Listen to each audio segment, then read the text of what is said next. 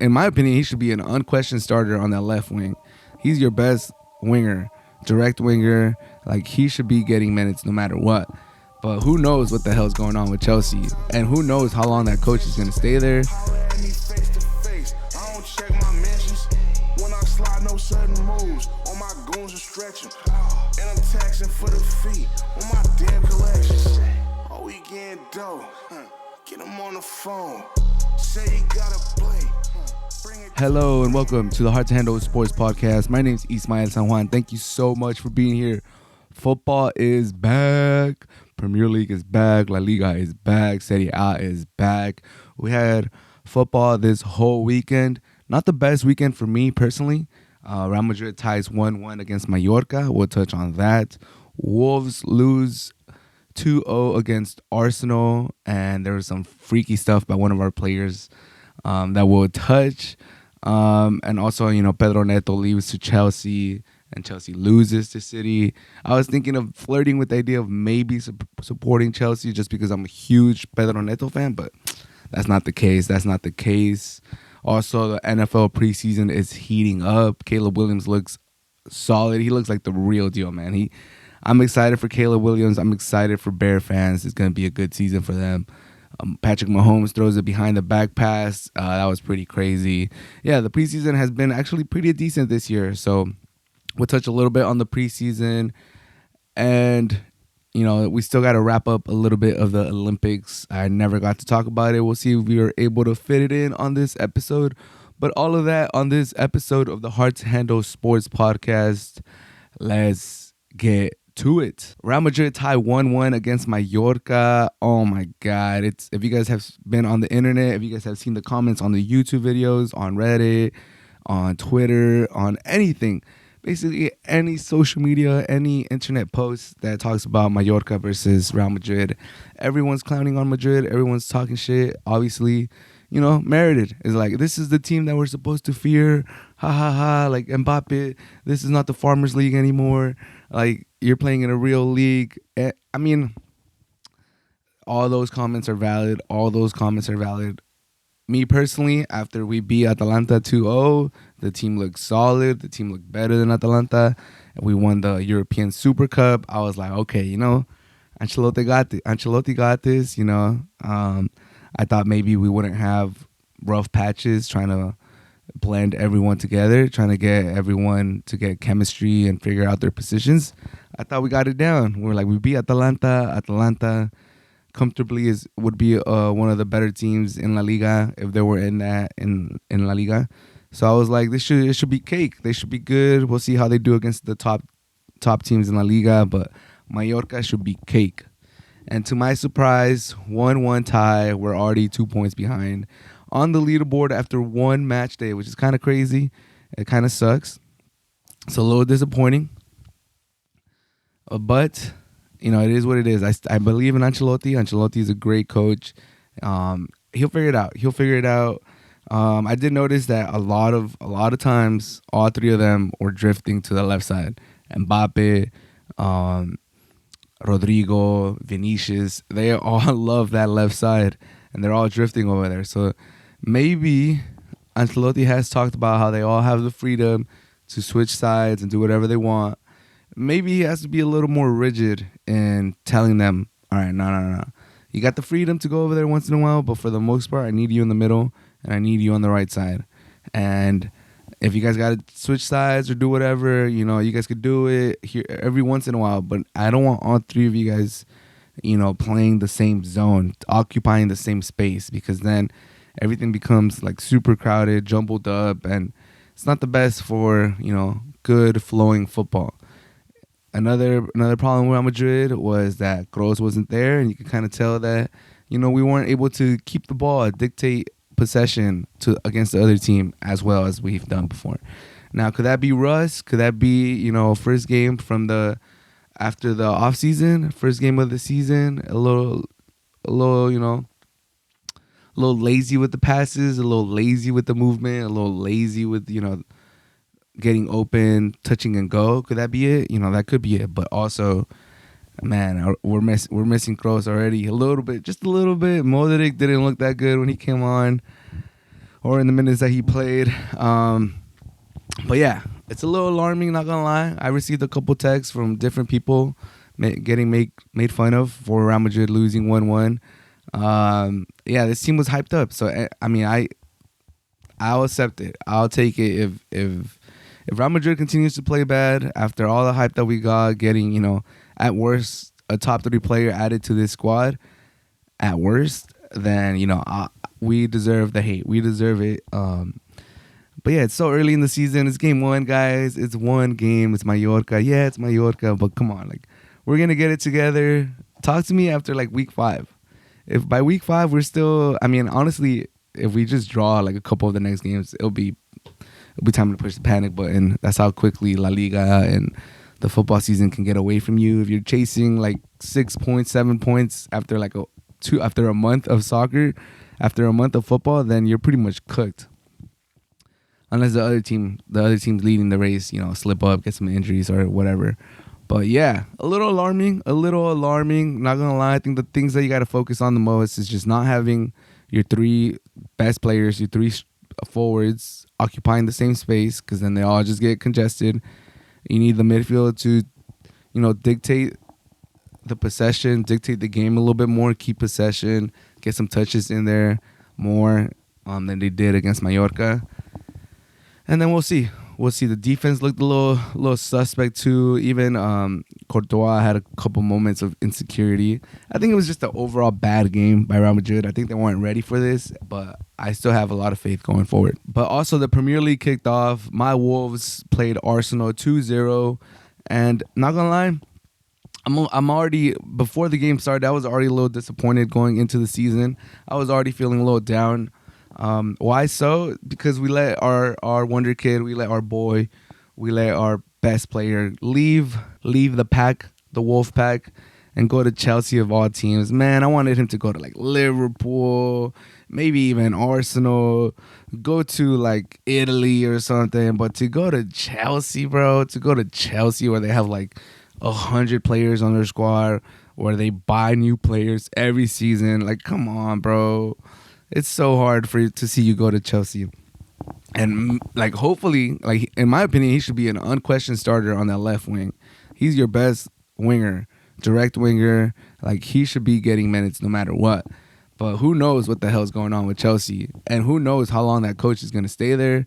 Who knows? Is he the one that brought him in? Is the coach that brought him in going to be there long term? We all know Chelsea loves to cycle coaches.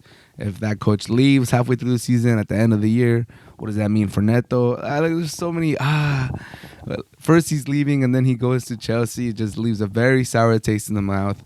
And then getting 2-0 by Arsenal. They're one of the title favorites. It's not the end of the world per se.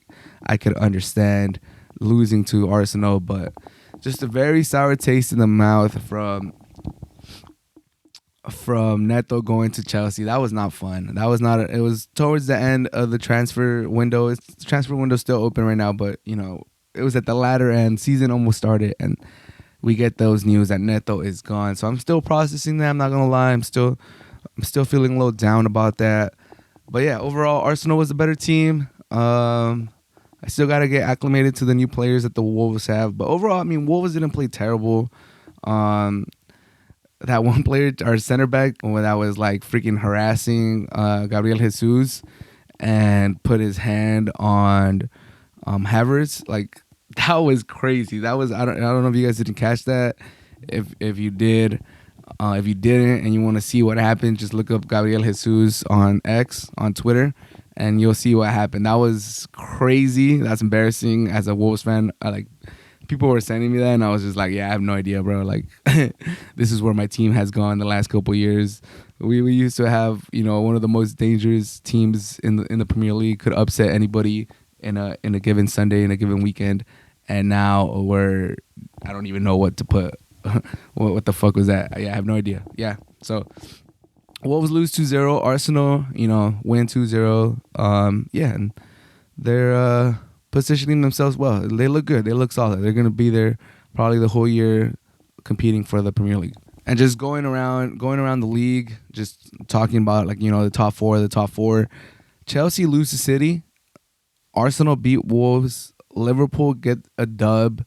So, the top teams are winning, and I didn't really get a chance to make a top 4 prediction and a Premier League prediction. I will eventually get to that, but man, even Pep Guardiola is saying that, I saw a quote on X. If I got misquoted or if I got fooled, then I apologize. But I think it's a real quote. He basically said that the motivation to go for their 5th Premier League in a row is not fully there yet. But once the season starts and gets going, then it'll come. So they look considerably better than Chelsea. Obviously, Chelsea is a fucking mess. But if the motivation's not there and they still look that good, then it's bad for the league once the motivation does get there, because they look like one of the better teams in the Premier League on opening day. Obviously, four times champions, but there was no signs of them not being motivated like that. I could tell. I wasn't looking at the screen. I'm like, damn, they're really just going through the motions. They're just showing up. They're still celebrating their Premier League. Nah. They look like they were focused. Pep had them, synced up. They were all ready to go. And Chelsea's a dumpster fire, and they're just buying players and don't know how to sell their players, and I don't know what the hell they're doing. But on paper, they're still a very tough team. And it was kind of nice to see Kovacic, ex Real Madrid player, score against Chelsea. Chelsea, who let him go to sign one of these $100 million players like Caicedo and Endo Fernandez. It's just, I have no idea what Chelsea's doing. They're like the anti-City. They spend. They switch coaches every fucking year, and they just buy anybody that has a little bit of a good season or shows a little bit of potential. They don't know how to mesh their players. They don't think about the squad when they're buying players. They're just like, that's a good player, buy him. That's a good player, buy him. And then they look at their roster, and this good player doesn't really mix with this good player, or these players prefer to play this formation, and these other players are better suited to play this formation. Now you just got a bunch of talent that doesn't know what the hell they're doing. So we'll see how they do in the Premier League. I think they'll be all right. I think they'll be, halfway decent, but we'll see. Liverpool looks solid with their new head coach. We still got to see, when they're in a tough position, when they're chasing a score, when the injuries kick in, as the season winds after Christmas, when the squad gets stretched and you're in different competitions, how the coach shows up. There's so many more tests that he has to pass. But overall, first test, I think he looked like he's not, the moment's not too big for him. He looked solid. He looked comfortable. Liverpool looked good. Carragher, I think, or somebody was saying some quotes about what did Klopp even win? He didn't win anything. This coach might be better. I think that's pushing it. We gotta respect Klopp. He was a class manager, in my opinion. And then, like I said, Arsenal, already touched on Arsenal against Wolves, against my Wolves. They look solid. Saka with a beautiful assist to Havertz, and Saka with a banger of a goal on the first post. Could our goalkeeper have done better? Maybe, but Saka starts off hot. Havertz gets a goal in the first week. I think if you're an Arsenal fan, you're pretty happy with that, to see Saka, get started, to see Saka get off on the right foot, to see Havertz get a goal, and I think it's a good start for the season for them. So overall, the title race is on. Who's going to win it? Probably City at the end of the day, but it's going to be a good race, hopefully. The last few years, it has been a good race. It's been entertaining. It's gone down to the last couple months of the season. That's what we could hope for. That's what I'm hoping for. And to wrap up this episode, let's just talk quickly about the preseason. The preseason this year has actually been kind of fun. There has actually been some highlights. There has been some noteworthy stuff. Some of the starters are playing full quarters in the first game. And yeah, so let's talk about the preseason real quick. The Cowboys kicker hits a 66-yarder. That was crazy, but not for real. Patrick Mahomes does a behind-the-back pass, and against the Lions, and that was crazy. That's been hyped up for like the last 2.5 years. It's been a topic of conversation. They brought it up in the Pat McAfee show. They've been asking for it. It's been a thing. There's been videos of it on practice. It finally gets done in a game, and at first I was kind of like, yeah, that was cool, but like how efficient was that? Like he could have just thrown it over the defender. But I'll say this, because it was a behind the back pass, the second layer of defenders can't see him throwing the ball. Maybe the linemen can because they're right there. They're seeing him. They got the linemen blocking them, or maybe the linebackers if they're blitzing or they're approaching the line of scrimmage. But if you're a cornerback or you're a safety and you're kind of backpedaling, you're either running with your back to the play or you're kind of like, keeping the wide receiver, the tight end in front of you with your eyes peeled to the quarterback at a certain angle. You can't really tell that he threw the ball. Like your reaction time is a little bit less fast. It's a little slower because you don't see a 6'3" quarterback going up and getting it over your lineman to dump it off to, Kelsey. You just see him running and then he does this behind the back and then boom. So I see the logistics. I see the vision. I see how it could be dangerous. Now, he can't throw it that far, it looks like. It was like a 2-3 yard pass, maybe 5 yards travel, considering that he was behind the line of scrimmage. But it looked cool, and once I thought about it and I saw like the benefits of doing something like that, I'm like, okay, I could kind of see why it's not just a gimmick. It's not just to do it for fun. Like, is there any positive to it? It was basically my question. Like, what's the benefit of doing that over, going over and dumping it off over the first, over the lineman, your offensive lineman and the defensive lineman that are engaged. What's the benefit of that? That's basically what I was thinking. After I saw the clip and I was like, oh, that's super cool that he finally did that.